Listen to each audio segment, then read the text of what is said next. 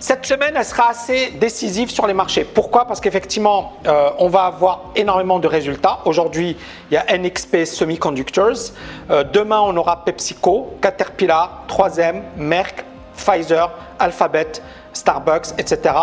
General Electric, Facebook, Microsoft, Kraft Heinz, Amazon, Apple, Gilead Sciences, Estée Lauder, etc. Donc, grosse semaine sur le plan des bénéfices. Je reviens rapidement sur les actions qui ont profité de la crise et bien évidemment pourquoi. Ici, c'est le graphe depuis 3 mois, la performance des actions américaines depuis 3 mois. On voit quelques actions qui ont tiré leur épingle du jeu. On voit Amazon, on voit Walmart, on voit dans le secteur de la santé, healthcare, on voit J&J, Johnson & Johnson, LLY, GILD, ça c'est intéressant parce que ils disaient qu'ils avaient le traitement du coronavirus, tout ce qui est biotech, Amgen, VRTX, Biogen, etc. Et on a Microsoft, d'accord? Mais on voit beaucoup d'entreprises qui sont effondrées. JP Morgan a perdu 31%, Bank of America, donc secteur bancaire, ils ont quand même morflé. Secteur également, Apple également, Procter & Gamble, Nike. Voilà, Adidas a annoncé des résultats, 90% de baisse sur ces résultats. Donc on a quand même des gagnants et des perdants. Les gagnants, on les voit. Amazon, pourquoi? Parce qu'ils ont été omniprésents durant cette crise. Walmart, d'accord, idem, hein, ils ont beaucoup travaillé le online, la grande distribution, etc. C'est un peu comme en France, hein, tout ce qui est alimentaire, etc., ça a cartonné. Mais il y a également tout ce qui est compagnie aérienne, constructeurs, secteur de l'automobile.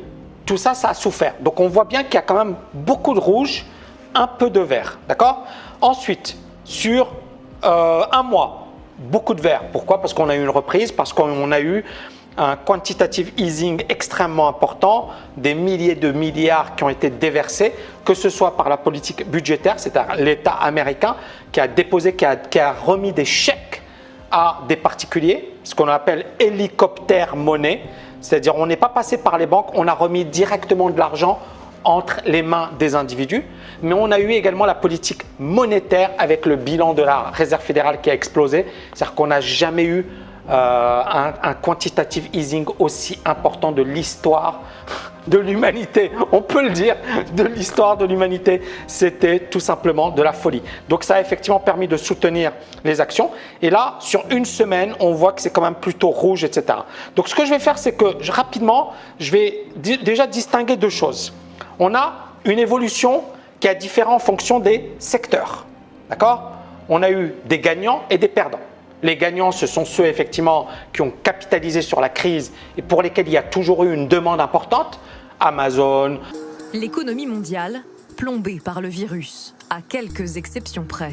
Depuis le début de la crise, le commerce en ligne a explosé. Plus 15% de ventes à travers le monde en seulement quelques semaines. C'est une aubaine également pour le roi du e-commerce, Amazon, qui a renforcé ses effectifs depuis la crise. 100 000 postes créés aux États-Unis. Travailler, quoi qu'il en coûte. Des entrepôts qui tournent à plein régime. Même Tesla a tiré son épingle du jeu parce que c'est l'économie verte, tout ce qui est biotechnologie. Voilà, toutes ces boîtes ont cartonné durant cette période. Et on a bien évidemment les gros perdants, le secteur bancaire, on a eu le secteur de l'aérien, le secteur pétrolier. D'ailleurs, beaucoup de gens me disaient « Ouais, Tammy, j'ai acheté, le pétrole baisse toujours. » Voilà, tout ça, effectivement, a morflé. Et donc, on est bien d'accord qu'il y avait des arbitrages à faire au sein de cette économie. Mais le fait que ces secteurs, qu'on ait eu ces gagnants, c'est normal, d'accord? Parce qu'effectivement, ils ont bien tiré leur épingle du jeu. Mais ça ne veut pas dire que la crise est finie. Et donc cette semaine, les résultats, je pense qu'effectivement, ils vont nous donner énormément d'informations. Faites bien la part des choses entre les actions qui ont un potentiel et les actions qui souffrent et qui vont encore souffrir. Est-ce que vous voyez ce que je veux dire? Faites la part des choses. Et c'est ça ce que je voulais développer avec vous aujourd'hui. Premièrement, les marchés américains, USA, ils ont explosé les marchés européens. Pourquoi? Parce que l'économie américaine, elle est beaucoup plus, et je l'ai déjà dit, il y a quelqu'un qui m'a dit « Ouais, est-ce que tu préfères le système américain ?» J'ai dit non. Mais en fait, les États-Unis sont bien plus résilients, bien plus costauds. Et durant les 10 dernières années, ils étaient plus costauds que l'Europe. Ils étaient plus costauds que l'Europe. Donc, ils souffrent moins, même s'ils peuvent souffrir également. Mais ils souffrent moins et ils ont plus de marge de manœuvre que l'Europe. L'Europe, on est dans cette situation où l'Italie est en grave difficulté, l'Espagne, voilà, la Grèce, etc. Et la France également. D'accord? Donc, on a quand même une situation qui est bien plus compliquée. Donc, ça, c'est la première chose. La deuxième dimension, c'est qu'il faut avoir une approche sectorielle. Pour ceux qui veulent investir ou pour ceux qui se préparent à investir, il faut avoir une approche sectorielle. Certains secteurs, pour le moment, il ne faut pas les toucher. Que ce soit le secteur de l'aérien, que ce soit le secteur de l'énergie, que ce soit le secteur des constructeurs, automobiles et compagnies. Voilà, ces secteurs, pour le moment, sont fragiles. Et on a des secteurs comme la santé qui tirent bien leur épingle du jeu, comme voilà, tout ce qui est vert, d'accord, tout ce qui est Amazon, d'accord, logistique, tout ce qui est technologique. Ces boîtes fonctionnent plutôt bien. Maintenant, cette semaine, on va avoir deux choses. Et là vous allez comprendre un peu le but de mon analyse. On a le S&P, qui est pas mal du tout. D'accord? Et vous voyez bien qu'il rebondit beaucoup mieux que le CAC 40.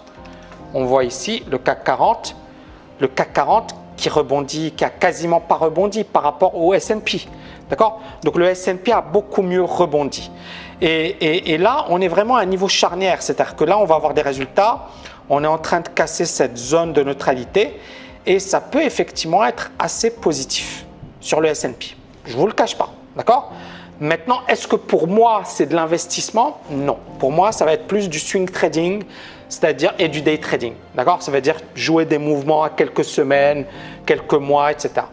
Maintenant, on a des résultats cette semaine extrêmement importants. Et on a Facebook, Pepsi, Alphabet, Amazon, Microsoft, Apple. D'accord? Donc, ça veut dire les plus grosses boîtes américaines. Vraiment, les plus grosses boîtes américaines. Les résultats vont déjà donner une information précieuse. Ça, c'est la première chose. La deuxième chose, c'est que ces entreprises, si elles ont des résultats plutôt positifs, ça peut effectivement donner une certaine, comment dirais-je, de l'air au marché ou un certain dynamisme au marché. D'accord? Mais encore une fois, et je reviens sur ça, c'est est-ce que pour autant la situation est complètement sous contrôle? Est-ce qu'on peut se dire que la crise est derrière nous? La réponse est non. Pourquoi? Et ça fait partie des conférences que je vais développer avec vous. C'est-à-dire que là, c'est le marché. Le marché, il a sa logique.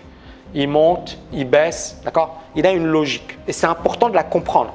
Ça s'appelle la psychologie, ça s'appelle l'analyse technique. C'est-à-dire qu'il y a les fondamentaux qui peuvent parfois être en complet décalage avec le marché. D'accord? Donc moi, aucun souci par rapport à ça. Et donc là, on voit bien qu'il y a des comportements qui sont en décalage par rapport au comportement du logique, normal, rationnel. Et c'est Keynes qui disait, il disait le marché peut rester irrationnel bien plus longtemps que votre portefeuille. C'est-à-dire qu'il y a beaucoup de gens, ils veulent s'opposer au marché et parfois le marché, voilà. Mais n'oubliez pas, la semaine dernière, je vous avais dit le pétrole. Et je vous avais dit, le pétrole, il est décisif. Et effectivement, on a eu une forte baisse du pétrole. Est-ce que les indices ont baissé? Non. Pourquoi? Parce qu'ils mettent de l'argent, les Américains. Donc, il ne faut pas se battre contre le marché. Il faut être humble et il faut comprendre la situation. Donc, pour moi, encore une fois, on est vraiment sur des niveaux charnières. D'accord? Et pour moi, pour vraiment casser à la baisse, il va falloir casser cette zone. D'accord? Cette zone des 271 sur le S&P, parce que pour moi, ça va être important. Si ça casse par le haut et que les résultats sont importants, on risque d'avoir effectivement un marché qui s'améliore, notamment voilà, les résultats, etc. Maintenant, est-ce que moi, à long terme, j'achète le marché? La réponse est non, parce que l'économie, elle est vraiment dans un état lamentable. Et on va le voir avec les conférences que je vais vous donner durant les prochains jours. Et on va tout étudier. Quand tu vois le CAC 40,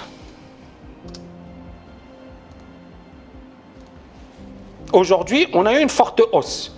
La question que j'ai envie de vous poser, est-ce que le CAC 40, on peut se dire « Waouh, c'est génial ! Le CAC 40, il explose à la hausse. Depuis le 25 mars, il a explosé à la hausse, le CAC 40. » Je vous pose la question.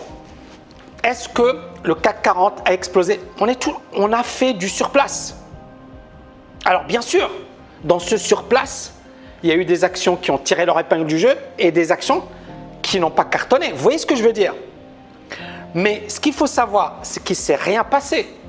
Ça monte, ça baisse, ça monte, ça baisse, ça monte, ça baisse. Ça s'appelle les portes de saloon. On est d'accord? Ça s'appelle des portes de saloon.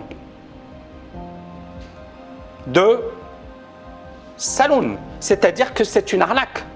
Donc ici, on voit une forte hausse. Beaucoup de particuliers se sont dit, vous vous rappelez? Beaucoup de particuliers, ils ont acheté par là. Mais depuis, en fait, le marché, il n'a rien fait. Alors bien sûr, quand tu prends ça, ce gros range, tu vas avoir des actions qui vont monter et des actions qui vont baisser. Mais le marché n'a rien fait. Est-ce qu'on est d'accord ou pas?